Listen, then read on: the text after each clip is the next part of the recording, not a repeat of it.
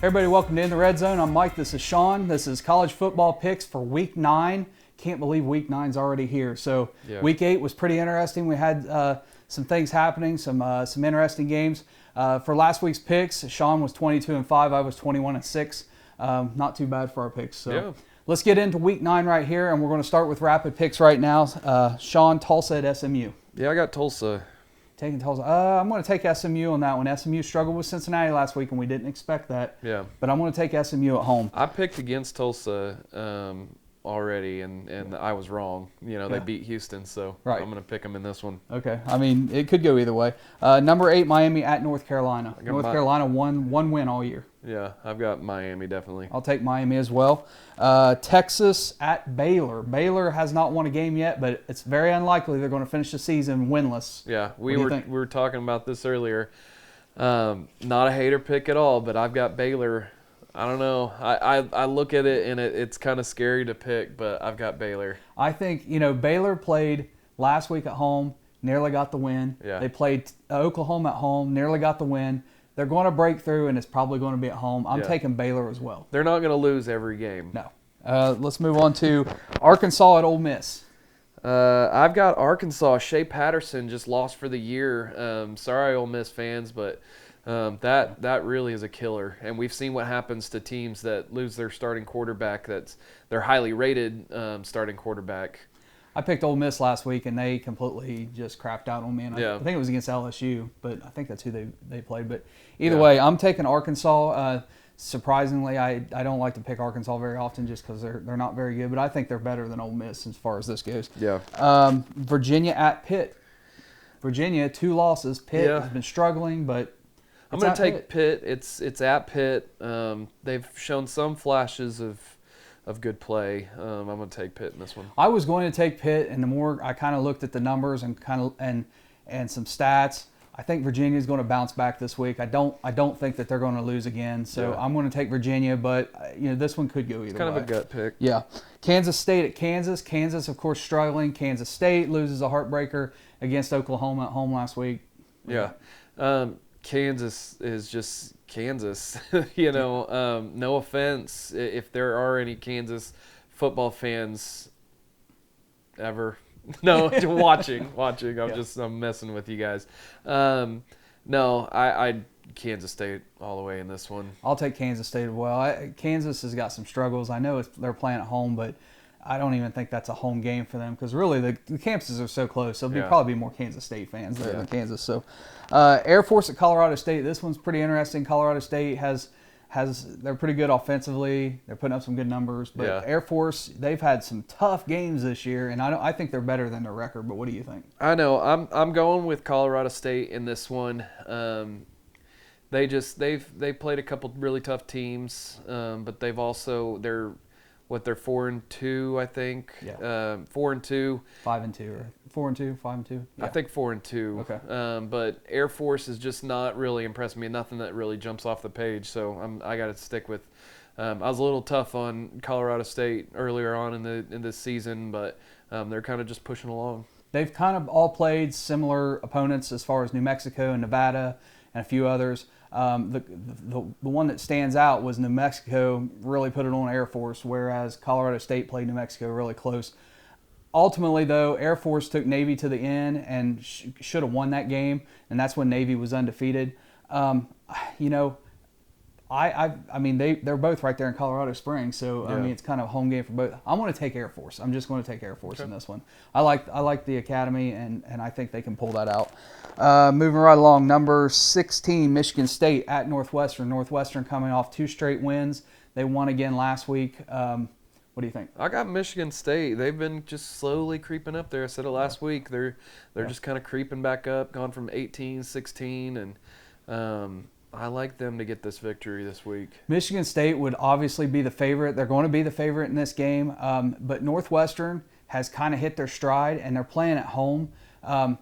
I will take Michigan State in this, but I'm not going to be surprised at all if Northwestern comes out with the win. Yeah. I mean, so I would keep that in mind if you are somebody that goes and bets or whatever. Northwestern's for real, and I think they can give Michigan State a game, and this one could go right down to the end. Yeah. Vanderbilt at South Carolina. South Carolina just kind of like surviving, kind of moving along, winning, and just kind of like they're not on anybody's radar, but they've been able to get it done. Yeah, I'm not really sure. This is a tough one for me. I'm gonna pick the home team. I'm gonna go South Carolina. Yeah. South Carolina's 5-2. Vanderbilt's 3-4. Got to go with the better record and the home team there. Vanderbilt started the season off strong. I think 3-0. They beat Kansas State, which Kansas State was ranked at the time. Everybody thought Kansas State was going to be better than they are. Turns out they're not as good as we thought. South Carolina has just been surviving. They beat Tennessee. And I think you're right. At home, you got to go with South Carolina. Yeah. Nebraska at Purdue. Nebraska's been they've been a disappointment this year. There's just no way to say it. I mean, and Purdue, they've been a disappointment as well. I think you picked Purdue last week and against Rutgers, and Rutgers ended up coming out with the win. Yeah. So this one's a tough one. I think both teams are 3-4. What do you think? I'm going to take Purdue again. They're the home team. They lost by a point to Rutgers. Which this seems crazy, but I like Purdue more than I like Nebraska. I think Nebraska's got way too many issues. I mean, they might not be able to hold on to their coach very much longer. I mean, who knows how long Nebraska's gonna keep up with that. Purdue's one of those teams that could be an upcoming Big Ten team in the Cup in a few years here in the future. This one's tough because it's a complete toss-up. I got to think that Nebraska is going to be able to turn it around after that blowout against Ohio State.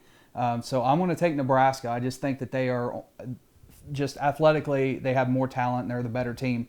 But I think it's ultimately a toss-up.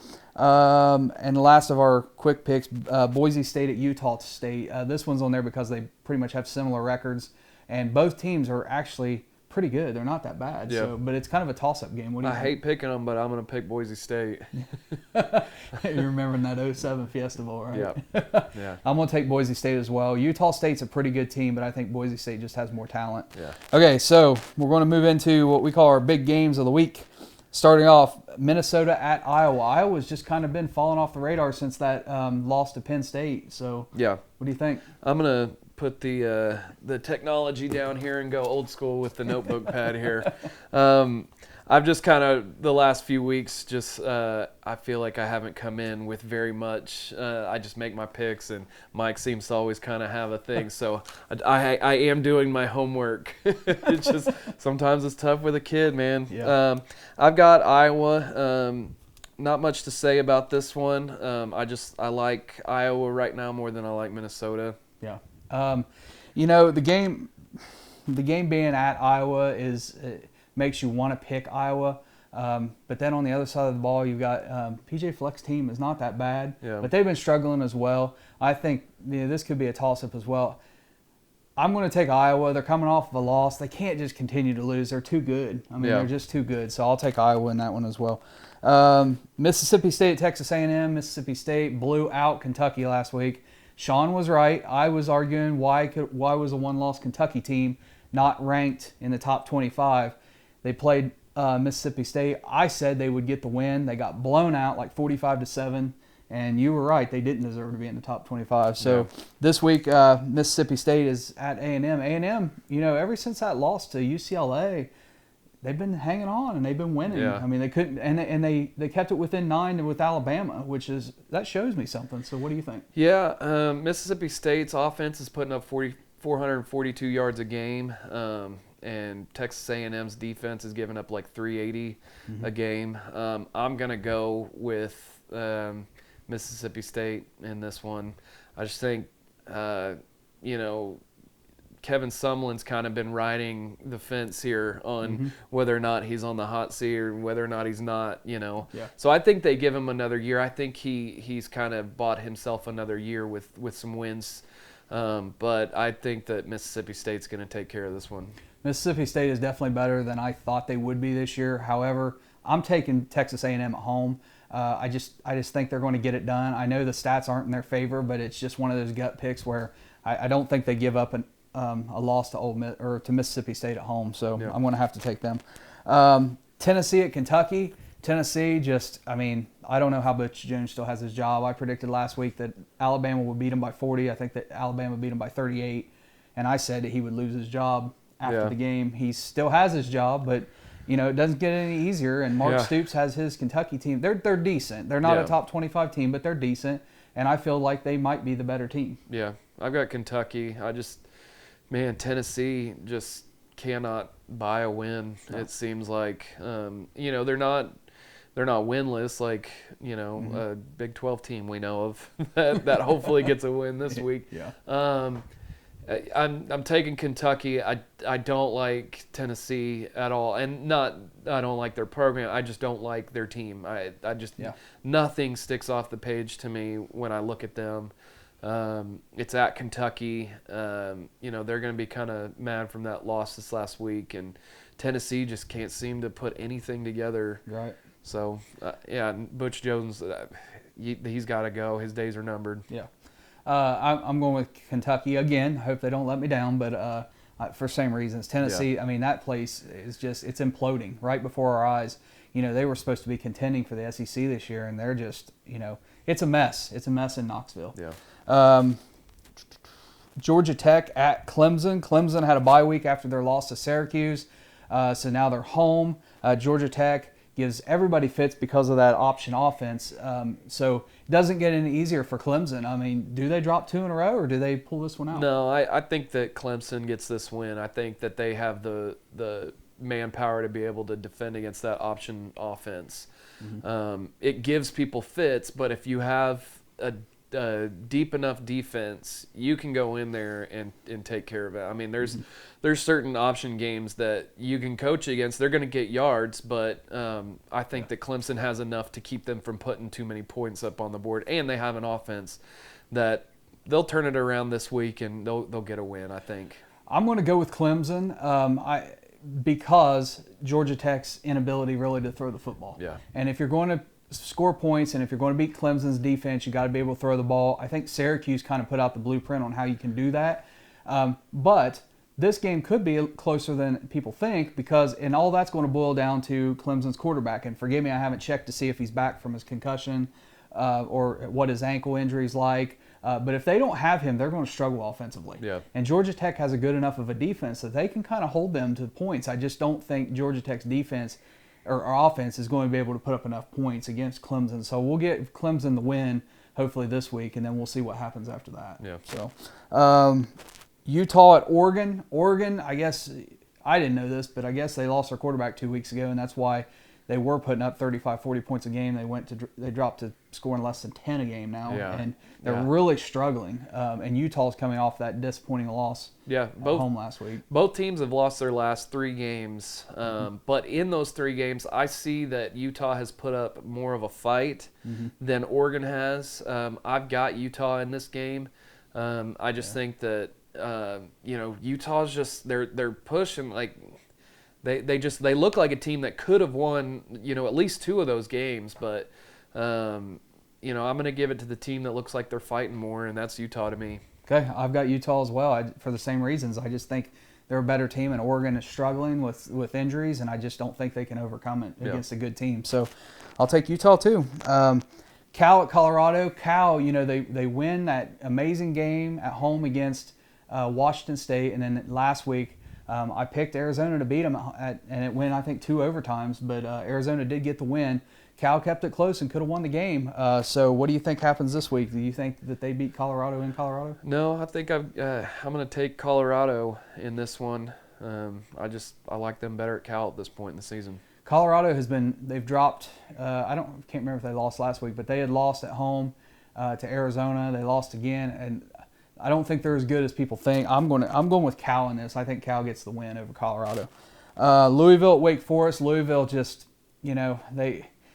it's not for lack of Lamar Jackson. He's playing hard and he's putting up numbers, and he looks, not quite the numbers he had last year in his Heisman campaign, but he's doing it. He just doesn't have any help. Yeah. Do they beat Wake Forest? I think so. I think they can go there. Wake Forest is not that good, and when you face a superstar quarterback like that, they can give you fits. So I see Louisville going into Wake Forest here and getting it done. I think Louisville gets it done too. It won't be a big blowout or anything, but I think Louisville does get the win. Indiana at Maryland. Indiana they've hung with the best teams in their division of the Big Ten. They've hung in there. They played Michigan well. They played Ohio State well. Maryland has loads of talent on their roster because they recruit well, but they're decimated by injuries right now. But even with all the injuries, they're keeping their games somewhat close. And so this one, who knows what's going to happen here? I've got Indiana just because I think that Indiana's defense is better than Maryland's. You know, it's at Maryland, but I just think with the third string quarterback Maryland's rolling out there, he's made some plays. I've seen him throw some pretty good balls, but I just for the sake of defense, I think that Indiana gets the win. This one's a toss-up, and honestly, from the moment we walked in here to shoot this, I really didn't know who I was going to pick, and I'm just going to go with my gut and take Maryland in this one. I mean, I like Indiana. I think they're a good football team. It's just for whatever reason, I just feel like Maryland's going to be able to pull this one out at home. Yeah. Number 15, Washington State at Arizona. Arizona has won, I think, 3 straight. They've surprised people. Yeah. They're really a good football team. Yeah. I mean, so what do you think? I'm going to take Washington State. I think they're going to bounce back from that loss, and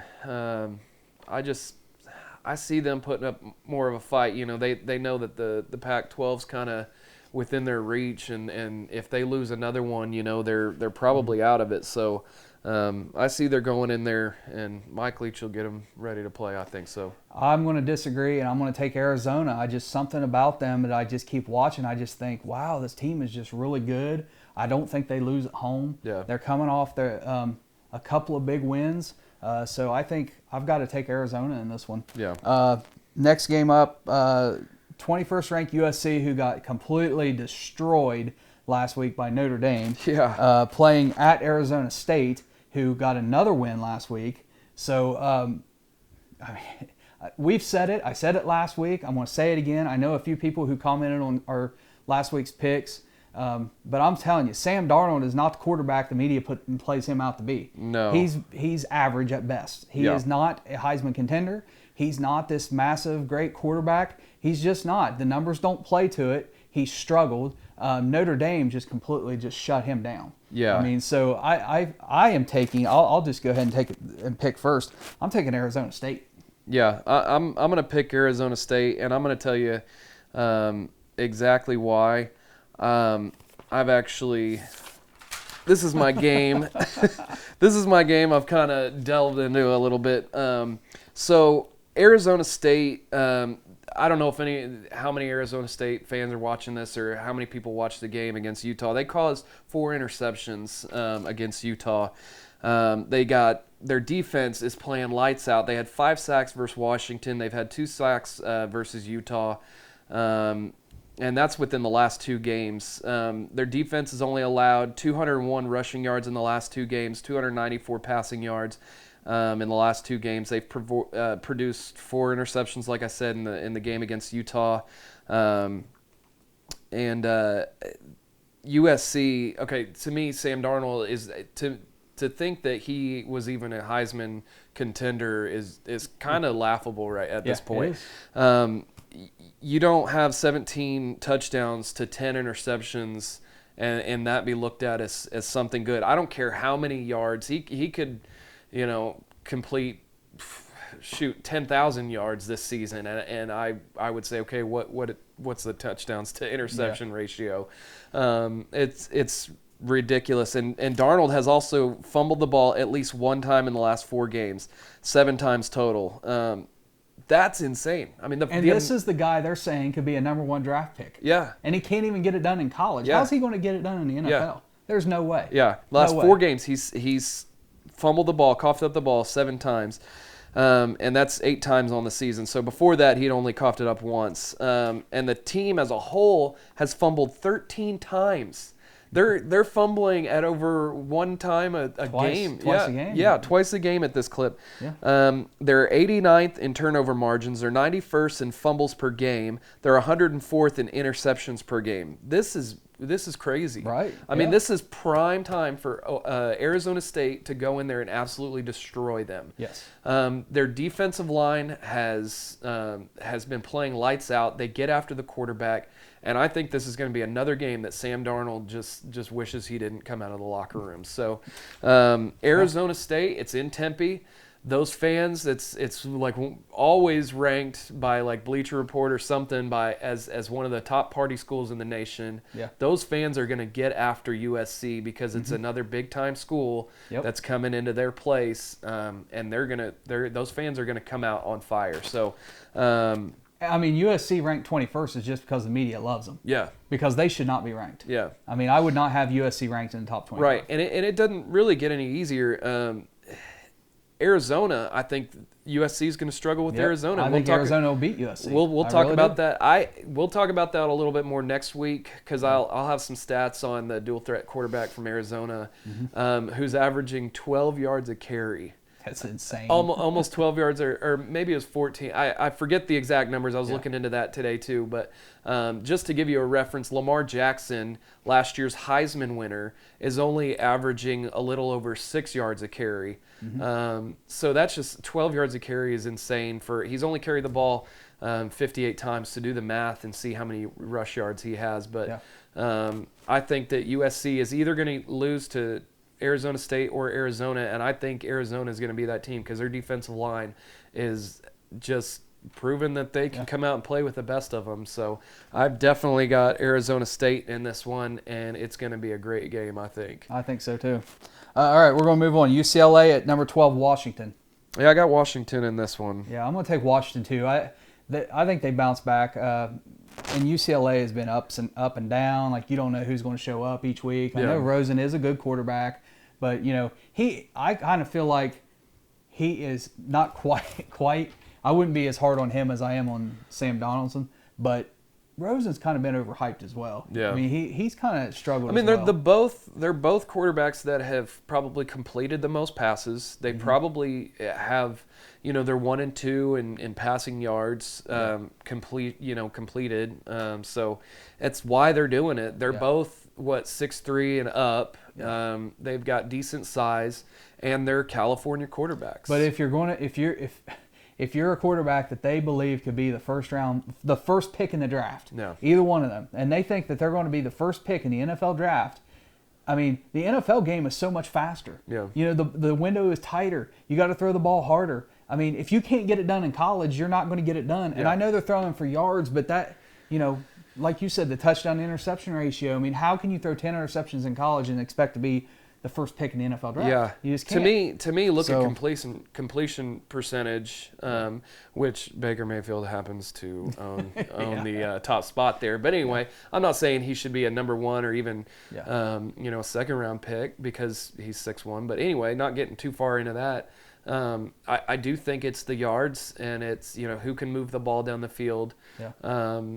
But you gotta. There's going to be teams that go into analytics and advanced statistics that are going to stay away from these quarterbacks because of this. They will. Yeah. All right. So if I didn't say it already, I'm taking Washington as well. Yeah, I've got Washington. Rutgers at Michigan. Michigan no longer in the top 25. Rutgers finally got another win. They're kind of building on that, but I think Michigan might be too much for them. Yeah. Rutgers just getting a 1-point win over Purdue. I don't think they're any kind of, big-time program killer or anything like that. So Michigan's going to get this one. The game is interesting because this sets up for Michigan having a big letdown because they lost the game to Penn State. Yeah. They're not in the top 25. Now at this point, all they can really do is play spoiler. Well, Rutgers isn't much for them. That's not a game. They're waiting to play Ohio State. Yeah. That's who they want to play spoiler against. So they may not be motivated to play at all. I mean, who knows? So this could be an opportunity for Rutgers to come in there, keep it close for 3 quarters. I think Michigan at the end of the day has too many athletes, and they'll get the win. Well, they're still one of the top defenses in the country. I mean, they allow. And Rutgers has not been an offensive juggernaut. Right. So, yeah. Okay. So anyway, we're both taking Michigan, yep. right? Yeah. Okay.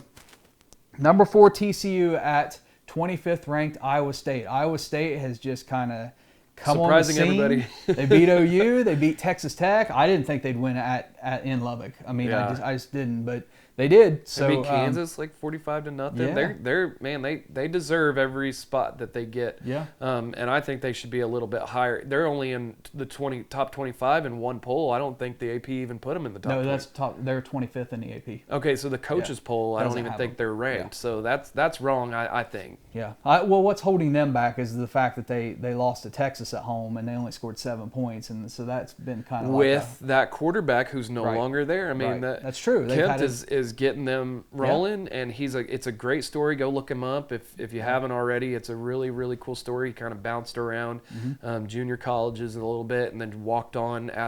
He knew Matt Campbell, and kind of asked if they had a spot for him to walk on at quarterback, and then he plays, in his first Division I, first big game of his career, and he ends up winning against OU, and then kind of turning this football program around. So it's kind of a cool story. I mean, it is fascinating. So, what's your pick? Yeah, man. I don't know. I think their luck's gonna run out a little bit, and I know it's at Ohio State, and those fans can get crazy. Iowa State, yeah. I'm gonna pick TCU. They're just rolling right now.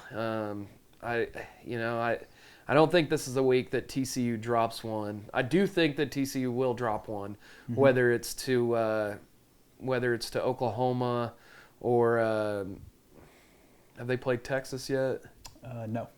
I think they get caught at least once. Whether that's now or in the championship game. You're taking TCU? I'm going to take TCU. I don't think this is the week they lose. This, to me, is – and they have a great coach up at Iowa State. They really do. He's got them playing. I mean, things are rolling.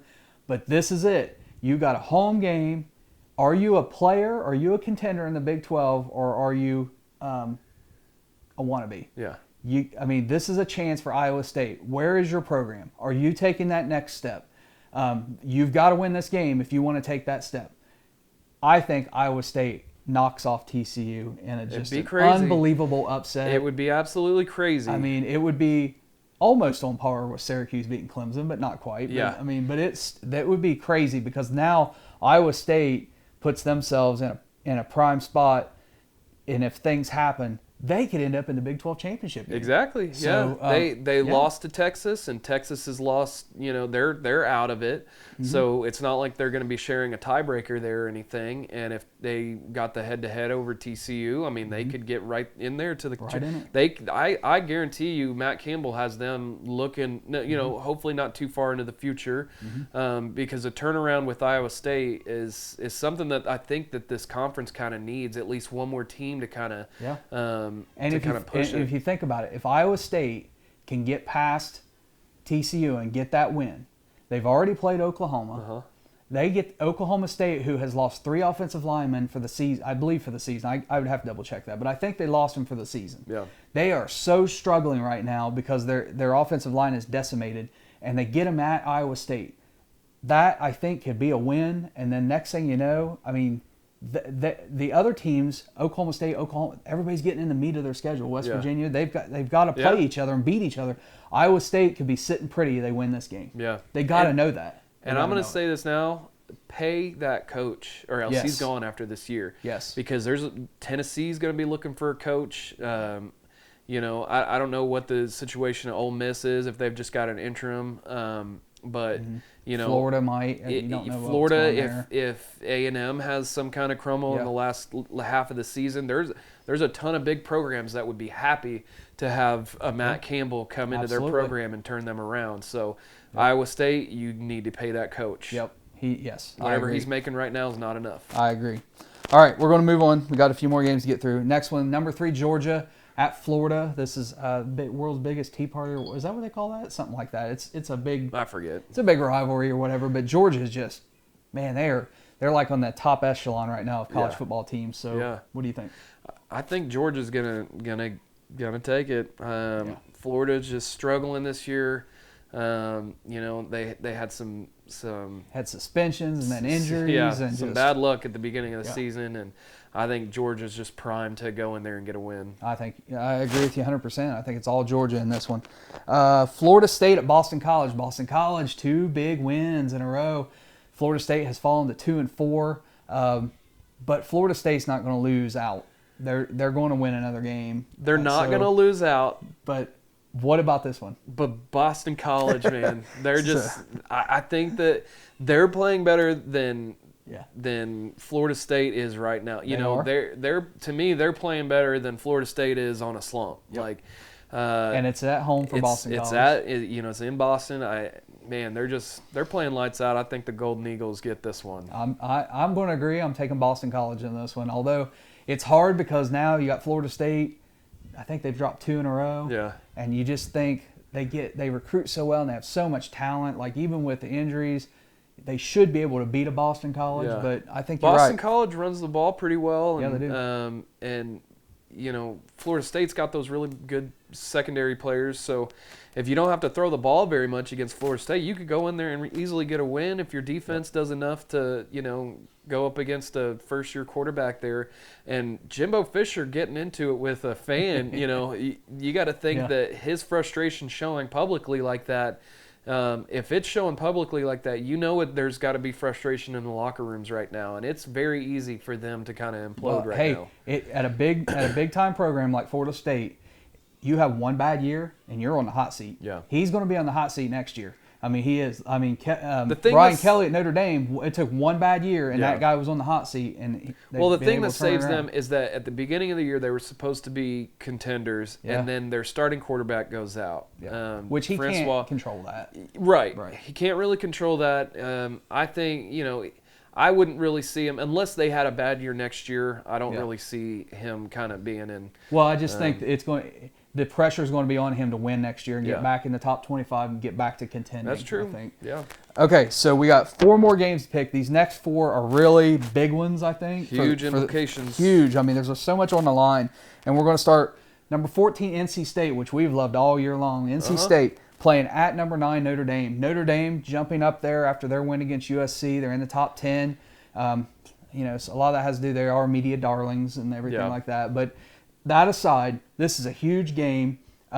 It's big for Notre Dame, but it's huge for NC State because they started the season not ranked, and they've just climbing the ladder, climbing up, and they're kind of in that situation where Iowa State, where, man, you get this win, and this puts you on the map. Yeah. You're a contender now. Your program has taken that step. So what do you think? I mean, it's tough to win in South Bend as good as Notre Dame's been playing. Yeah. I've got Notre Dame, man. They just throttled USC, and they look good doing it. Mm-hmm. I'm going to take Notre Dame in this one. I think NC State, they've got some really good players. They've got some guys that are going to play on Sundays, but I don't know that they have enough to go against Notre Dame and what they're doing right now. Brian Kelly's kind of turning that thing around. I'm picking Notre Dame to win. But I'm going to tell you right now, when I'm sitting here watching, I'm rooting for NC State, and I don't care if they make me wrong. Yeah. I want NC State to win the game, but I am going to say Notre Dame wins. Notre Dame not losing the rest of the way. If they win out, they're going to throw a huge wrench into the gears of any other conference. There could be 2 conferences left out of the playoffs this year. Because Notre Dame, one thing you can't argue, you look at it, Notre Dame probably has the toughest schedule in all of college football. Yeah. And if they somehow manage to win out, they deserve to be number 2. Yeah. I mean, absolutely right there behind Alabama. So now what does that do for 3 and 4? You're right. 2 conferences could be left out. There's so many things that are going to happen in the next few weeks. That is just why you love college football. Yeah. So, and if Georgia keeps winning and Georgia's only losses to Alabama, or Alabama's only losses to Georgia, I mean, there's a lot of stuff that can happen. Yeah. I mean, you have Auburn could potentially knock off Alabama. Probably won't happen. Then you have either Alabama or Auburn playing Georgia. So they're knocking each other out. You've got Penn State playing Ohio State this week, and then Wisconsin will end up playing one of those 2, and so 2 of the 3 is getting knocked out. All the tough Big 12 teams are playing each other. All the Big 12 teams are playing each other. I mean, Clemson is still going to have to face Miami probably in the ACC Championship. I mean, there's so many things that's going to happen. This is so much fun. But as far as this week goes, we're both taking Notre Dame, and we're going to move on to the next game, which is Texas Tech at number 10, Oklahoma. Yeah. Man, you got to think at some point that secondary is going to put it together and figure something out. And Trevor Siemian had a terrible game this last week. I'm not exactly sure the yards he threw for, but I mean, he was just a shell of himself, his earlier self this year. So I've got Oklahoma taking care of it pretty good this week. Man, okay. Had Texas Tech beat Iowa State, I would have easily picked Texas Tech to win this game. Now, because Oklahoma struggled with Kansas State, and now it's just like, okay, what's going on here? I think Texas Tech is going to go right at Jordan Thomas. Is that who's the not Jordan Thomas? Jordan Thomas, yeah. Yeah. I think they're going to go at him over and over and over, but ultimately, I think at the end of the day, just like last week, Oklahoma finds a way to win. Yeah. I think they win the game. This is not their week to lose another one. I do believe that they're going to lose one more regular season game before it's all over with. That's just my opinion. Yeah. It's not going to be this week. So I have to take Oklahoma, but this is going to be another one where you're probably going to be pulling your hair out and being like throwing things at the TV. Texas tried throwing the ball, and I understand Ellinger's a true freshman quarterback, but they put a lot of safety help up there with Jordan Thomas and Parnell Motley. And this last week, Parnell Motley was the cornerback that was being tested by Kansas State. So, I think that they've kind of figured out what they're going to do against these passing teams that are going to kind of try to attack them through the air. Yeah. I think that the safeties are definitely playing a lot better than they had recently in the season. And if you haven't seen it, go watch Robert Barnes hit the quarterback from Kansas State. I mean, he just laid him out. Yeah. Just straight up laid him out. The perfect tackle. Best tackle I think I've seen all year probably. And that's not just a homer-ism right there. I think Oklahoma is just too much. They're more balanced. You're going to have to run the ball, which Oklahoma is a really good run defense team, except for when you're running a quarterback. So if Simeon doesn't try to have some magical game where he runs for 200 yards, I think Oklahoma's okay in this one. I'm going to say one more thing, and then we'll move on to the last game pick here. But I'm going to say, as far as Oklahoma, if they're not going to be watching this, but if Lincoln Riley and them are watching, stop with the stupid trick plays and the ridiculous wildcat and all that. When you need 1 yard and you think you're a college football playoff team and you think you're a national title contender, line up and get your damn 1 yard. Yeah. Stop playing this goofiness, putting Baker out there at wide receiver, doing it multiple times in a row on the goal line. It's stupid. Run the ball. Put Flowers at fullback. Yeah. Put Anderson or Sermon at tailback and get your 1 yard. Stop playing this goofiness. And we did kind of talk about this a little bit that yesterday on Saturday. And I told Mike the Wildcats a scheme that they've used throughout the year, and it's worked for them. I don't think there's been a time where it hasn't worked for them. But Kansas State is pretty much the team, this is hyperbole, but Kansas State's the team that invented, if Oklahoma invented championships like Barry Switzer said, Kansas State invented the Wildcat. I mean, it's what they run, and they've seen every play that you could possibly run out of the Wildcat. So why would you run it against Exactly. them? You put the ball in the hand of the Heisman contender. Exactly. For the past 3 years. Yeah. You put it in his hand and see what he can do and quit trying to be too cute. I do think that Lincoln Riley was out coaching himself there when they took that timeout. When they go into Wildcat, take a timeout, then go back into Wildcat, and then they don't get it. I'm sitting there watching this, and granted, all I ever did was coach high school. It's not the same thing. But I'm watching this, and I'm thinking to myself, you're overthinking this. You're trying to think, what's the other guy thinking? What's he going to do? Forget it. You got this big old play sheet in front of you and what you're going to call in certain situations. Throw that damn thing out. It's 1 yard. Yeah. You're a championship team. Go get it. You should know right off the top of your head. You should know instantly what you want to run, and you go get it. Yeah. I mean, that's just the way it is. I mean, stop overthinking everything. Sometimes simple is better. Well, Baker Mayfield's one of the best quarterbacks on the move. I mean, I don't know why you don't roll him out. And, Andrews or Flowers would be open in the end zone. I guarantee it. Yeah. Don't know why they're trying to get too cute. Or if you're going to run that Wildcat, throw your fastest guy on your team, Kyler Murray, who came in for a scheme that Baker Mayfield could have run. Did you notice that both times Baker Mayfield is split out wide, he's just standing there, and the corner went in. I mean, Baker was by himself. Yeah. I mean, take the snap, well, throw it to him. I think before that timeout, I think that safety wasn't even anywhere near him. He was in the formation, grouped up in the front seven. And I think Baker's over there waving at Lincoln Riley, but by the time Riley sees him, there's 2 seconds left, and I think he saw that late, and that's why they went back to it. But I mean, you're not gonna. I don't know. I am glad they were on the goal line another time during that game, and they went away from the Wildcat knowing it just wasn't working. Right. So anyway, all right. So we've got Oklahoma got Oklahoma here. All right. Okay, last game, and then we're done with this. Big game. Game day's there. Number 2 Penn State at number 6 Ohio State. This is going to be on Fox. It's 3:30 in the afternoon Eastern time because Fox has the World Series that night. It's probably for Ohio State much better that it's not a primetime game because we don't play well against top 5 teams at home in primetime. I'm just going to go ahead and make my pick first. There's a reason why I'm wearing blue right now. I'm an Ohio State fan.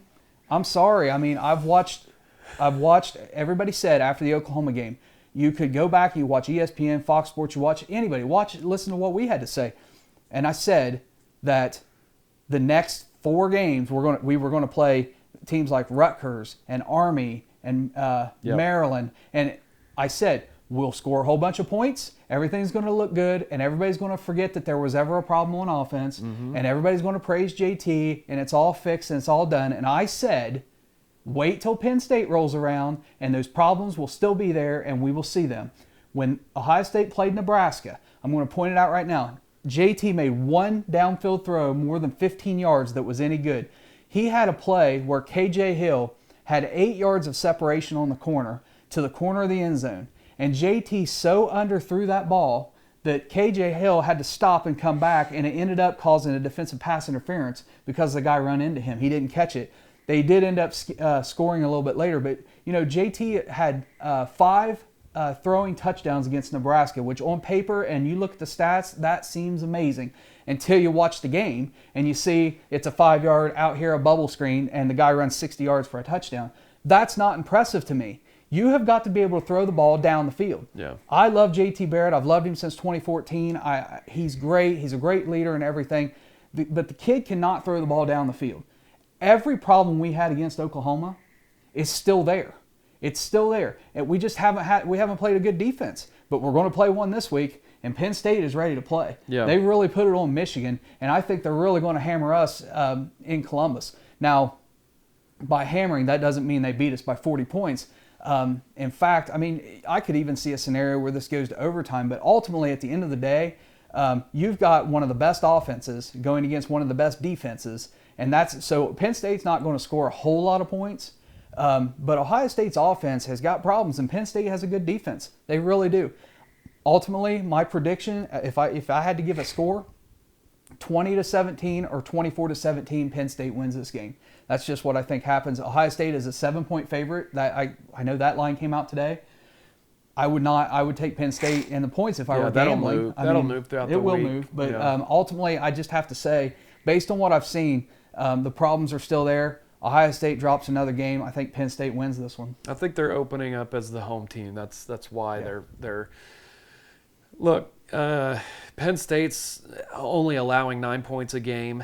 And this is a different league than the Big 12 where teams aren't putting up 30, 40, 50 points a game. But they kind of match up stat-wise oddly similar. And I don't know if you've seen this, but JT Barrett's only thrown 1 interception this year. Yeah. So with those bubble screens, I know it's 5 yards or 10 I understand yards, that, but listen, how many bubble screens have you seen picked off by a cornerback run, jumping the route? That means Penn State, don't know too much about their defense. It's good. I know that it's really good. They're only allowing like 280 total yardage through each game. But again, Ohio State's only allowing 15 points a game. Yeah. So they're really similar, and I got to give the edge to the home team. I think that they know that another loss probably eliminates them. It definitely eliminates them from contention in their own conference, and I don't think a 2-loss team gets in this year. So, for Oklahoma's sake and for Ohio State's sake, I'm going to pick the home team in this one just because they match up so similarly on paper. There's the stat-wise. Penn State has probably played better in big games and everything. We've seen that, so I'm going to take Ohio State in this one. Ohio State in the past 5 weeks since Oklahoma, Ohio State has not played a team that had a quarterback who can really throw the ball. Yeah. And our secondary, Ohio State secondary, they're not bad. I mean, I'm not saying they're terrible, but they're not great either. Yeah. And so, but the problem is with Penn State is if you shut down Saquon Barkley, who I think will only get maybe a total of 80 yards rushing. Which they can. Rushing. I mean, they've got a really good run defense. Yeah. But Trace McSorley is right there. If you shut down Barkley, then you got to worry about him. And I just think that it's a two-headed monster that I don't think ultimately I mean, like I said, they score 20, 24 points at most. So it's not like they're going to go out there and it's going to be a shootout. But I just think that I think Penn State has enough on offense to get the points, and Ohio State on offense won't be able to. Yeah. That's just what I think. But we'll see. In a league where they're playing the same kind of teams, one more stat I'll throw out there: points per game. Ohio State's putting up 47.3. Penn State's putting up 40. And rush yards 109 on the ground against Ohio State. They're good against the run. They are. They're probably the best. They probably have the best front seven in college football. Yeah. It's just one of those deals where I've said over and over and over where, offense wins games, defense wins championships, and I do believe that. And Ohio State does have a really good defense, but you got to have an offense that can put points on the board against really good defenses. And, part of those stats, I think, are inflated because of who we've played the last 4 or 5 weeks. Yeah, I mean, when you play Rutgers and Maryland and Army, those are stat padding games, in my opinion. Yeah. And so the stats don't mean a whole lot to me. Here's the thing, though. When you have the first couple weeks like Ohio State had, they didn't play great, got beat by Oklahoma. We started seeing that they can't really connect. Quarterback's not really getting much chemistry with his wide receivers. The running backs were playing really well. But what this does in the last few games is it gives you some time for the quarterback to start learning how his wide receivers move, because he's got all different guys this year. I mean, pretty much. Yeah. All different playmakers. So it gives you confidence. It's a confidence booster. So whether those games were against East Popcorn State, whether they were against Michigan, anything. It's confidence boosting, and when you learn how to win, that's huge in college football, because the mentality of an 18 to 22-year-old we see goes up and it goes down, and every which way. So I think it's huge. I think you got to give your Buckeyes a little bit more credit. And that's why I got to give the edge to the home team in this one. If I'm wrong, I'll come out here next week, and I'll be like, hey, I blew it. I'm wrong. But I don't know. I mean, I am a Buckeye fan. It's just I'm not. If I see problems, like I said, I'm not going to be a homer. I'm not going to do the homer pick. I think Penn State's a better football team. But we'll see. I mean, it's better for us and better for Oklahoma if Ohio State wins. But, we'll just see what happens. All right, so let's move on.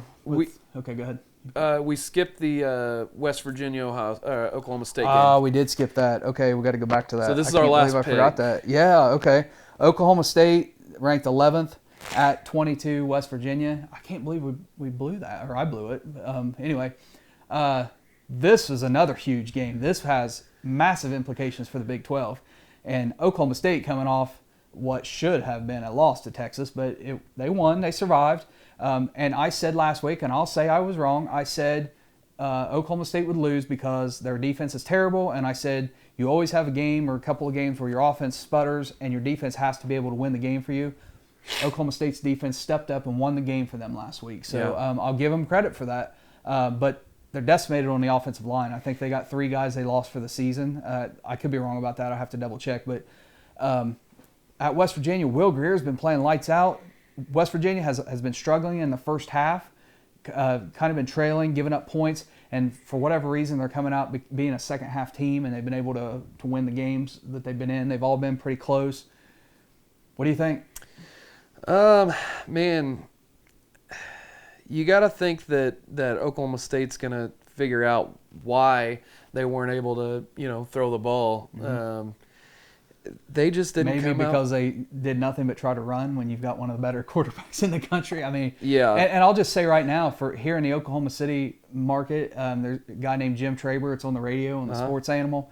And all week, you know what I heard him say? I heard him say that, gee, man, I hope Oklahoma State doesn't line up and just run the ball. because don't run to set up the pass, because they're a passing team. They need to be passing to set up the run.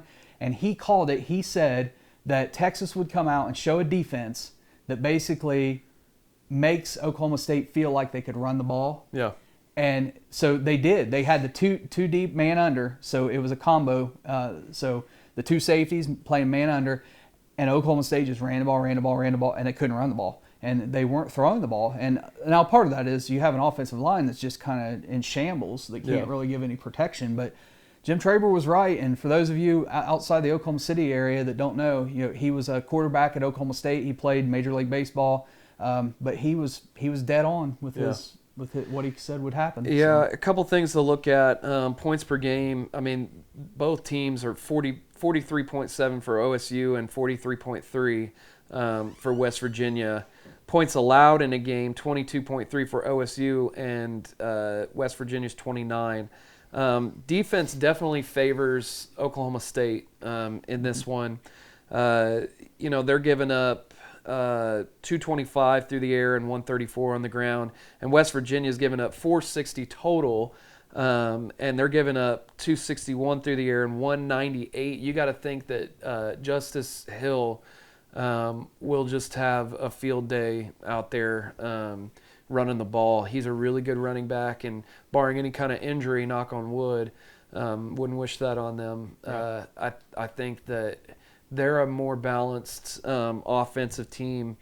I got to give it to OSU on this one. Okay. I think they'll win by 7 or 10 points. I'm taking West Virginia. Okay. By 6. That's just what I think. I've been on West Virginia. I at the beginning of the year thought it would be OU and West Virginia in the Big 12 championship game. I'm not shying away from that. I think West Virginia has enough to get it done. You look at their losses. I mean, they lost to TCU in a game that they were leading and should have won, and they lost to Virginia Tech at the beginning of the season. And Virginia Tech's no slouch. I mean, those are their 2 losses. I mean, so they probably have played better competition to this point than any of the other Big 12 schools. Well, Oklahoma played at Ohio State, so that, but West Virginia has been playing really well. They've played good competition, and they managed to win. Now they know how to win, and so I feel like the edge goes to West Virginia. I mean, and a lot of that just has to go with the fact that Oklahoma State's offensive line being the problems. Yeah, that's huge. A huge deal. I mean, if they don't get at least 1 or 2 of those guys back, you got to think that West Virginia will take care of this one. And it's in Morgantown. It is in Morgantown. That's Morgantown. another factor. So that's always a tough place to go travel to. Yeah. Hopefully that it's not just pouring rain or anything like that, and we get a good game where 2 really good, probably 2 best passing quarterbacks in the league going against each other. Not completion wise, but just if you look at the overall yardage, they have been throwing the ball more than any quarterback in this league. Will Greer, I think to this point, has had a better season than Mason Rudolph. So I mean, He's thrown the ball more. Yeah. I don't think he has as many interceptions or he has more touchdown passes. That's for sure. Yeah. He may end up the year with 40 maybe. Yeah. I mean, he's playing really well, and it's kind of funny in the Big 12. You got TCU there at 7-0, and then you've got 4 other teams: Iowa State, Oklahoma State, and West Virginia, all vying for that tied for second. So. This week, just huge Big 12 implications. Yeah. This is an elimination game. It is an elimination game for sure.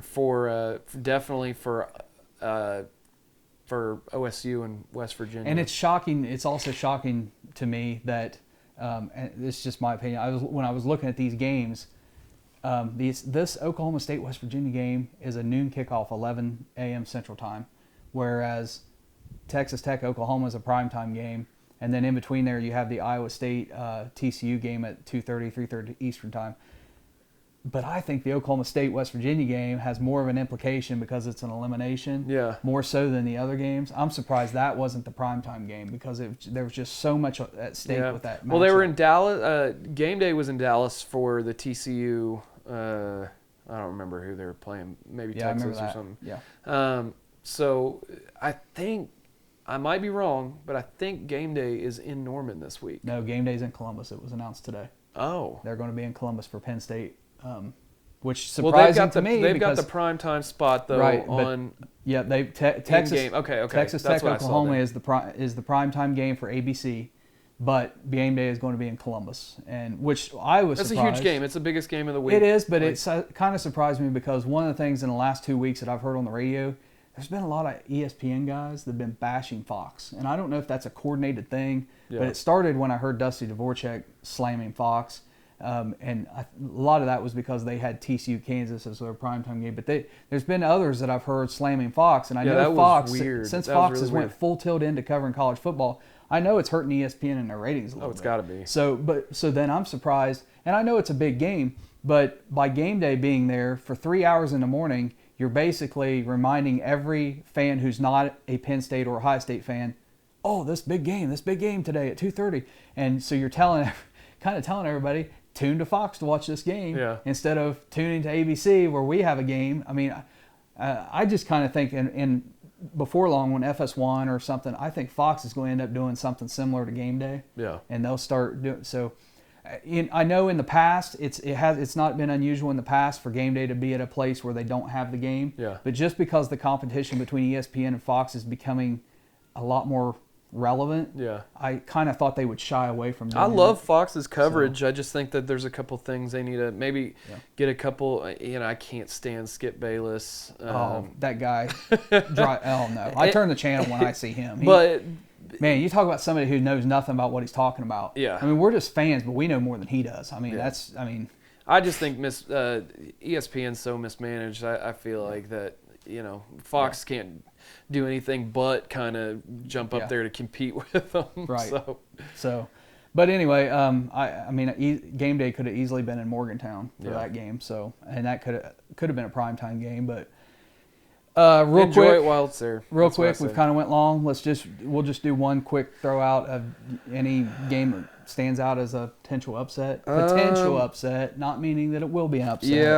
Yeah. Man. This is tough. Well, I'll jump in while you're looking, and I'm just going to say that a potential upset for me would be NC State beating Notre Dame. I'll throw that as my that's a good one. Alert. That was really good. I think that it could happen. I mean, it's probably not likely to happen, but we'll see. Yeah, I'm going to take my upset alert, and I'm not going to pick one that the spread is like even right now or it's 7 points. Would Arizona State over USC be an upset? USC would probably be favored, so that would be considered an upset. I mean, but even though I picked Arizona State, we both picked Arizona State. We did. But that could be your upset alert for sure. No, I'll say my upset alert. Iowa State, TCU. That's a good one. Yeah, that's my upset alert. And we don't do locks anymore. I mean, it's just kind of crazy. What does that even mean when we don't pick the spread or anything like that? So, well, that's it. That's our picks for Week 9. Getting close to the end of the season. We have got some other videos you need to see. We'll have soon. One of the topics we're going to talk about in the coming weeks is we're getting towards the end of the season. Coaches are going to start jumping ship. They always talk about players that quit on their team. Well, what about coaches that quit before the bowl game and kind of quit on their team to go take another job? We're going to talk about that coming up. So stay with us. Be sure to like us on Facebook, follow us on Twitter, and of course, subscribe to us on YouTube because that's the important one. And comment, please. Give us any pointer.